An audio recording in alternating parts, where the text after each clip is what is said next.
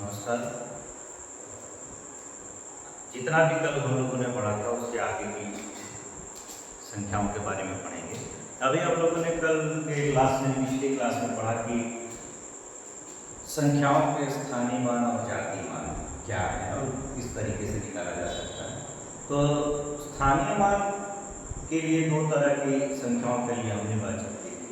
पहला जो था पूरी संख्या लिखी गई है तो, और दूसरा था कि अगर दशमलव संख्याएं लिखी गई तो उसके लिए स्थानीय मान कैसे निकाला जाए।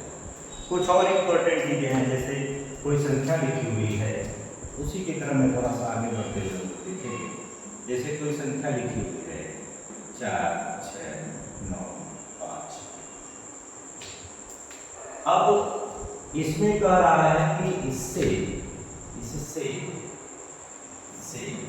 बनने वाली सबसे बड़ी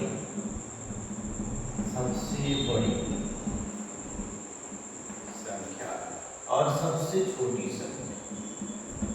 सबसे छोटी संख्या लिखनी है तो क्या कुछ अंक दे दिए हैं 4, 6, 9, 5 और कह रहा है इनसे बनने वाली सबसे बड़ी संख्या क्या हो सकती है और इनसे बनने वाली सबसे छोटी संख्या क्या हो। तो सबसे बड़ी संख्या बढ़ाने के लिए आप सबसे बड़ा अंक इसमें से पहले लिख दो। तो सबसे बड़ा अंक है 9, फिर उससे छोटा वाला लिख दो 6, फिर 5, फिर 4। इस तरीके से ये सबसे बड़ी संख्या बन जाएगी।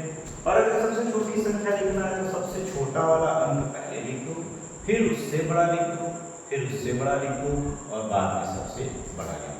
तो इस प्रकार से सबसे छोटी संख्या बन जाती है। लेकिन कभी-कभी इसी में कुछ अंक इस तरीके से दे दिया जाता है कि कुछ अंक इस तरीके से देगा, जैसे दे दिया 0, 4, 8, 5, 7 से, और इससे बनने के लिए इससे बनने वाली सबसे बड़ी संख्या और सबसे छोटी संख्या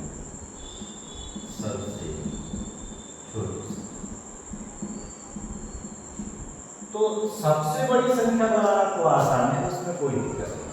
सबसे बड़ी संख्या में वो पैटर्न शुरू वाला पहले वाला ही लगा दें। सबसे बड़ा अंक पहले लिख दिया जाए, तो सबसे बड़ा अंक है 8, फिर उससे छोटा वाला अंक लिखा जाए 7, फिर 5, फिर 4। तो 7, 5, 4 और 0। इस तरीके से ये सबसे बड़ी संख्या बनके तैयार हो जाएगी। लेकिन सबसे छोटी संख्या अगर लिखनी है तो आप इसको उल्टा नहीं लिख सकते। अगर आप ऐसा लिखते हैं, ऐसा, तो इससे बनने वाली, अंकों से बनने वाली सबसे छोटी संख्या नहीं हो सकती, क्योंकि शून्य जब इधर आ जाएगा साइड में आ जाएगा तो वो वैल्यूहीन माना जाता है। और ये संख्याओं में आपको बताएंगे कि कौन कौन सी संख्याएं, जब अगर कोई संख्या लिखी गई है, जब दशमलव वाला टॉपिक हम लोग पढ़ेंगे तो कंफर्म होगा कि 0 किस स्थान पर अपना वैल्यू रखता है और किस स्थान पर नहीं रखता है। तो इस कंडीशन में इन 5 अंकों से बनने वाली ये सबसे छोटी संख्या कदापि नहीं हो सकती। तो इन 5 अंकों से बनने वाली सबसे छोटी संख्या क्या होगी, तो इससे 0 से जस्ट बड़ी वाली संख्या को पहले लिख लीजिए, उसके बाद क्रम में आगे बढ़ते हुए लिखिए। तो सबसे छोटी संख्या आपकी 4057 बनेगी। तो ध्यान रखना यही इंपॉर्टेंट, बस ये वाला क्वेश्चन है। ऊपर वाला में तो मुझे नहीं लगता कि किसी को कोई दिक्कत है, तो ऊपर वाला तो आसानी से कर लेंगे। जब 0 वाले में आता है तो उसमें थोड़ा सा कंफ्यूजन बनता है कि सबसे छोटे को पहले लिखने, फिर उससे बड़ा, फिर उससे बड़ा, फिर उससे बड़ा, तो सबसे छोटी संख्या बन जाएगी। ऐसा नहीं, 0 को दूसरा पोजीशन देना पड़ेगा, तब जाके वो सबसे छोटी संख्या बनेगी। तो मुझे लगता है ये बात कंफर्म है। इसके बाद एक पॉइंट और आता है जिसमें एक आध जगह क्वेश्चन में पूछा गया है, हालांकि ये बहुत छोटे बच्चों के लिए प्रश्न बनता है। एक प्रश्न बनता है किसी संख्या का अनुवर्ती और पूर्ववर्ती। जैसे मैं कोई संख्या दे रहा हूँ 9, 5, 7, 8। अब इसका 2 पॉइंट इसमें से पूछा जा सकता है। कह रहा है इसका पूर्ववर्ती बताएं, पूर्ववर्ती और दूसरी बात कर सकता है इसका अनुवर्ती बताए। तो अनुवर्ती और पूर्व माने पहले होगा है, तो इससे जस्ट पहले आने वाली संख्या यानी 9578 में से 1 माइनस करके लिख सकते, ये पूर्ववर्ती हो गई यानी 9577 हो जाएगा। और अनुवर्ती मतलब अनु माने आगे, एक क्रम में आगे बढ़ना, तो आप इसी में केवल ये जोड़ दीजिए तो यह अनुवर्ती हो जाएगा यानी 9578 सॉरी 78 नहीं बल्कि 79 प्लस 1 क्या है 79।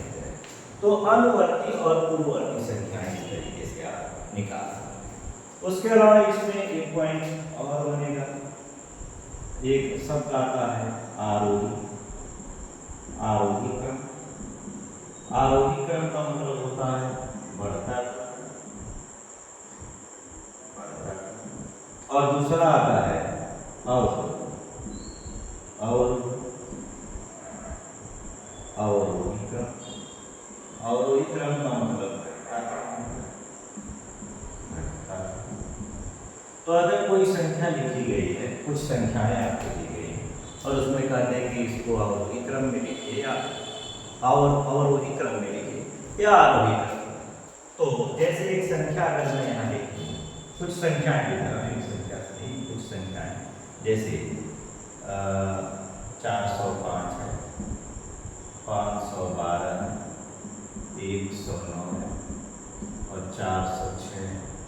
तो अगर इसको हमें आरोही क्रम में लिखना है तो आरोही क्रम में लिखने का मतलब ये हो गया कि आप छोटे से बड़े की तरफ जाए, बढ़ते क्रम में लिखें। तो बढ़ता क्रम इसका सबसे छोटा वाला लिखिए 109, फिर उसके बाद 400, 405, फिर 406 और फिर 500। ये आरोही क्रम हो गया। अगर इसी को आप उलट दीजिए, उल्टा कर दीजिए तो ये अवरोही क्रम यानी घटता क्रम हो जाएगा। घटते क्रम में सबसे पहले सबसे बड़ा, फिर उससे छोटा, फिर उससे छोटा और फिर सबसे छोटा। इस तरीके से आप आरोही और अवरोही क्रम लिख सकते हैं। तो कुछ ही इंपॉर्टेंट चीजें हैं। चलिए इसके आगे जो महत्वपूर्ण चीज आती है संख्या पद्धति में, कुछ विभिन्न प्रकार की संख्याएं जो आपको पता होनी चाहिए, आपको याद होनी चाहिए कि उन्हें किसे क्या कहा जाता है। मैं सामान्यतः उसको नंबर लाइन पर बताने का प्रयास करता हूँ, संख्या रेखा पर। हालांकि सारी चीज़ें सबको कन्फर्म में होगी, कोई दिक्कत नहीं। यदि हम एक संख्या रेखा बनाएं, ये संख्या रेखा क्या है? अगर एक लाइन खींची जाए, उसके बीच में 0 लिखा जाए और समान दूरी पर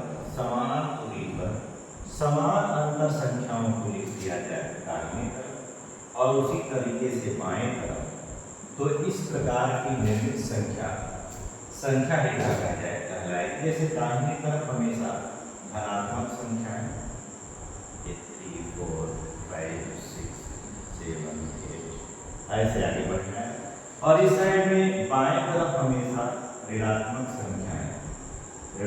संख्याएं प्रदर्शित की जाती है। तो ये जो संख्याएं होंगी, ये जो संख्याएं या इस लाइन पर जो अब लिखी गई संख्याएं हैं, इन्हें इसी रेखा को हम लोग क्या कर सकते हैं? संख्या रेखा। इसे संख्या रेखा कहा जा सकता है। संख्या रेखा, ये संख्या रेखा। संख्या रेखा की विशेषता क्या है जी? एक लाइन खींची जाए, उसके बीचों बीच 0 लिखा जाए, दाहिने तरफ धनात्मक संख्याएं, बाएं तरफ ऋणात्मक संख्याएं लिखी जाए, तो इस प्रकार से जो रेखा सुसज्जित की गई है, इसी को हम लोग संख्या रेखा कहते हैं। संख्या रेखा पर दशमलव की संख्याएं, भिन्न की संख्याएं, कमी की संख्याएं विभिन्न प्रकार से विभिन्न तरीके से प्रदर्शित की जा सकती हैं। लेकिन हमारे लिए इम्पोर्टेंट वो इंटरनल नहीं है, इतना पर्याप्त है।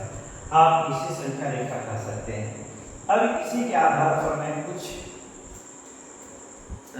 इम्पोर्टेंट जो संख्याएं हैं, जो परिभाषित संख्याएं हैं, उसके बारे में हम लोग चर्चा कर लेते हैं। तो सबसे इम्पोर्टेंट जो पहली बात आती है वो होता है प्राकृतिक संख्या। प्राकृतिक संख्या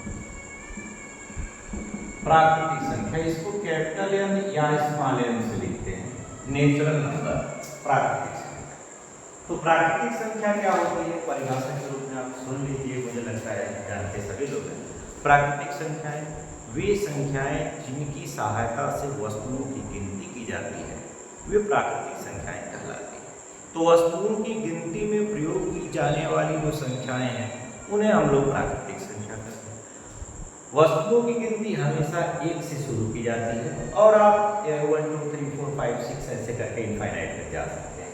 तो मैं इसी संख्या रेखा पर प्रदर्शित करने का प्रयास कर रहा हूँ। ये जो प्राकृतिक संख्या है या प्राकृतिक संख्या है वो एक से शुरू होकर अनंत तक जाएगी। साइड में एरो लगा के तो अनंत तक जाएगा। उसके बाद दूसरी बात आती है पूर्ण संख्याएं। दूसरा जो इंपॉर्टेंट बात आएगा पूर्ण संख्याएं।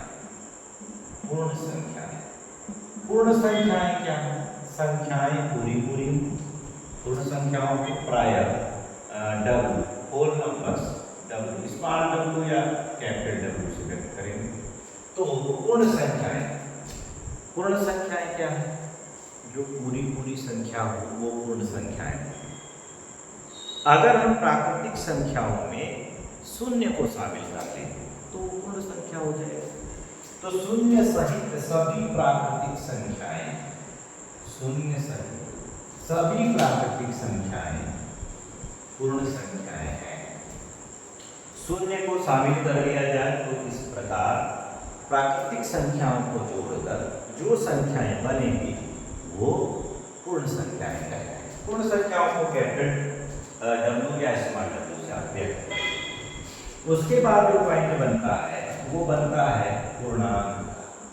पूर्णांक, पूर्णांक मतलब इंटीजर्स। इंटीजर्स क्या है? इंटीजर्स पूर्ण संख्याओं के साथ साथ अगर हम ऋणात्मक संख्याओं को भी शामिल करें, लेकिन वो ऋणात्मक संख्याएं टूटी फूटी नहीं होनी चाहिए, पूरी पूरी होनी चाहिए, तो उन्हें पूर्णांक कहा जाता है। पूर्ण अंक, पूरा पूरा अंक हो, टूटा फूटा हो, भिन्नात्मक न हो, दशमलव। तो ऐसी संख्याएं पूर्ण संख्याएं कहलाएंगी या सॉरी पूर्णांक कहलाएंगी। पूर्णांक को आई से व्यक्त किया जाएगा।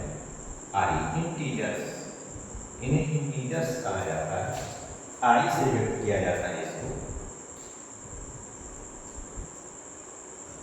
तो इंटीजर्स जो है वो दो प्रकार के हो सकते हैं। एक होता है धनात्मक, धनात्मक पूर्णांक, और दूसरा होता है ऋणात्मक पूर्णांक। ऋणात्मक पूर्णांक, धनात्मक पूर्णांक और ऋणात्मक पूर्णांक। तो धनात्मक पूर्णांक जो होता है वो एक से प्रारंभ होकर इनफाइनाइट तक जाएगा। मतलब आप ये कह लीजिए कि जितनी भी प्राकृतिक संख्याएं हैं सब धनात्मक पूर्णांक हैं, और ऋणात्मक पूर्णांक जो होता है वो -1 से शुरू होगा, -1 से शुरू होगा और माइनस इनफाइनाइट तक जाएगा। तो इम्पोर्टेंट चीज इसमें यह है कि जो संख्याएं हैं पूर्णांक वे दो भागों में डिवाइड की जा सकती हैं, ऋणात्मक पूर्णांक और धनात्मक पूर्णांक। ऋणात्मक पूर्णांक में -1 से प्रारंभ होकर माइनस इनफाइनाइट तक जाएगा। धनात्मक पूर्णांक में 1 यानी +1 से लेकर जितनी भी प्राकृतिक संख्या नेचुरल नंबर्स हैं वहां तक पहुंचेगा, तो वो धनात्मक पूर्णांक कहलाएंगे। यहाँ i+ और n बराबर होते हैं, i+ और n बराबर। यहाँ एक इंपॉर्टेंट प्रश्न आता है कि 0 जो शून्य है वो पूर्णांक तो है, लेकिन वो न तो धनात्मक पूर्णांक है और न ही ऋणात्मक पूर्णांक। इसका मतलब हम ये कह सकते हैं जो शून्य है, शून्य पूर्णांक तो है, पूर्णांक है, परंतु यह न तो धनात्मक है,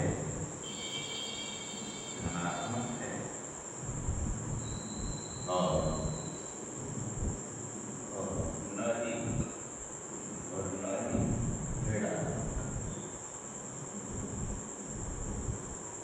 मतलब जीरो जो है वो पूर्णांक तो है लेकिन धनात्मक और ऋणात्मक पूर्णांक नहीं। तो आप मुख्य रूप से ये पांच प्रकार की जो संख्याएं हैं अगर इतना जानते हैं तो अभी तक के लिए ना, फिर बाकी चीजें आगे जो इंपॉर्टेंट चीजें आगे रहेंगे हम लोग उसमें बात करेंगे। तो क्या क्या इंपॉर्टेंट यहाँ जानना है, प्राकृतिक संख्याओं को जानना है, पूर्ण संख्याओं को जानना है, पूर्णांक को जानना है, धनात्मक पूर्णांक जानना है, ऋणात्मक पूर्णांक जानना है। संख्या रेखा की भी विशेषता जानते रहिए कि संख्या रेखा में दाहिनी तरफ धनात्मक संख्याएं, बाएं तरफ ऋणात्मक संख्याएं। संख्या रेखा की विशेषता यह है कि संख्या रेखा में दाहिनी तरफ की संख्याएं बाएं तरफ की संख्याओं से हमेशा बड़ी होती है, दाहिनी तरफ स्थित संख्याएं बाएं तरफ की संख्याओं से बड़ी होती है।